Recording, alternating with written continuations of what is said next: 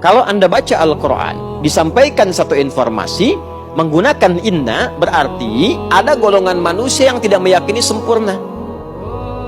Jadi ada orang-orang yang memang, maaf, menganggap kehidupan dunia itu segalanya. Karena itu sibuk dengan dunia. Berangkat gelap, pulang gelap, kumpulkan ini, kumpulkan itu, hitung lagi, hitung lagi. Padahal yang sudah terkumpul pun belum tentu dipakai. Gitu. Maka Allah tegaskan pakai inna, kamu itu akan meninggalkan dunia, kamu akan wafat.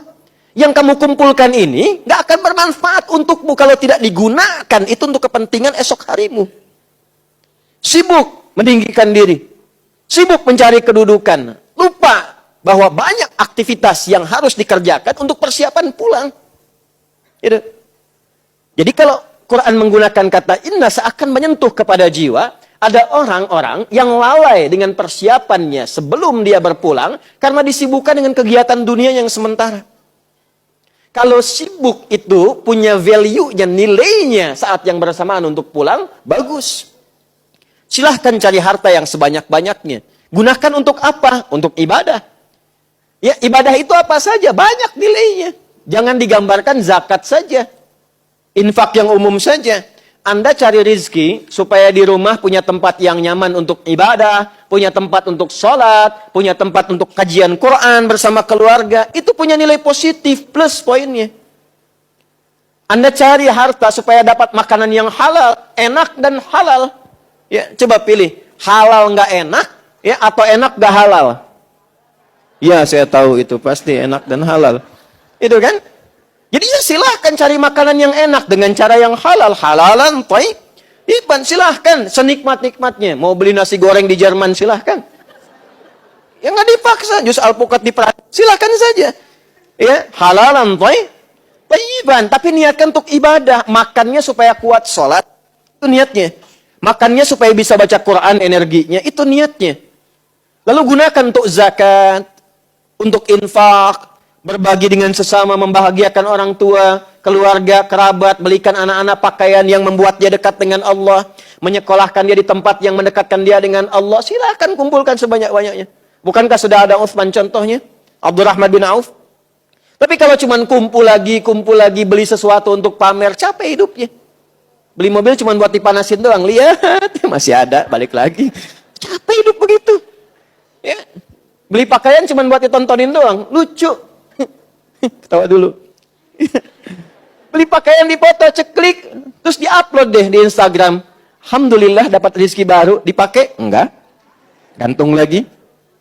Ya, kan kurang sehat tuh. Iya kan? Capek, jadi tersiksa hidupnya capek, cuman begitu saja. Nah, Allah menegaskan, hidup kamu jangan begitu. Kamu kan tahu akan meninggal. Tapi memang agak aneh nih manusia seperti ini nih. Jadi kalau sudah terakumulasi nafsunya, tertutup nanti akalnya. Jadi akalnya dipakai untuk dunia saja. Jadi kalau ditanya, jawab dia.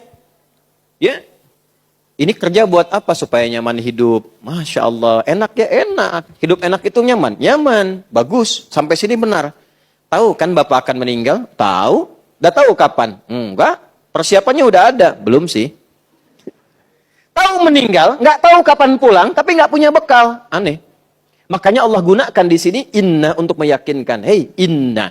Karena itu harfun nasbin. Nasabnya didahulukan sebelum taukid. Nasab itu di fikih lugah gini. Saya sering sampaikan. Nasabar rajulu asahu fil ardi. Seorang menancapkan tongkatnya dengan kuat. Menghunjam ke bawah sehingga nggak goyah. Nggak goyah. Nasab namanya. Maka seakan pesannya begini. Hei, tancapkan ini dalam hatimu. Jangan goyah. Kuatkan pada jiwamu, yakinkan jangan goyah. Kamu ini akan pulang. Kamu akan meninggal. Kalau perlu tuliskan di dinding rumah itu. Setelah saat kamu pulang. Saya di meja kerja itu, saya tuliskan. Ada hidayat, jangan maksiat. Karena kamu akan wafat. Sudah merasa punya bekal yang cukup untuk pulang? Tanda tanya. Jadi begitu kita melihat itu termotivasi lagi. Kuatkan lagi, kuatkan lagi, kuatkan lagi. Tancapkan pada jiwamu. Inna yaumal fasli, tancapkan pada jiwamu, yakinkan dengan kuat bahwa hari perpisahan itu, ya, berpisah kita dengan dunia, atau dunia berpisah dengan kita. Karena di sini konteksnya dunia meninggalkan kita. Jadi kalau bukan kita yang meninggalkan dunia, dunia yang meninggalkan kita. Artinya kiamat, selesai kehidupan. Jelas? Baik. Allah. Inna yaumal fasli kana miqata. Masya Allah. Telah tetap waktunya. Maka di sini Allah Subhanahu wa taala menginfokan secara umum langsung sehingga semua bagian tentang perpisahan itu disebutkan dicakup lewat ayat ini. Ya, bagian perpisahan dicakup lewat ayat ini. Perpisahan dengan dunia itu dua. Imma kita meninggalkan dunia disebut kiamat kecil, judulnya kematian, maut ini tadi. Wafat. Ini kiamat kecil.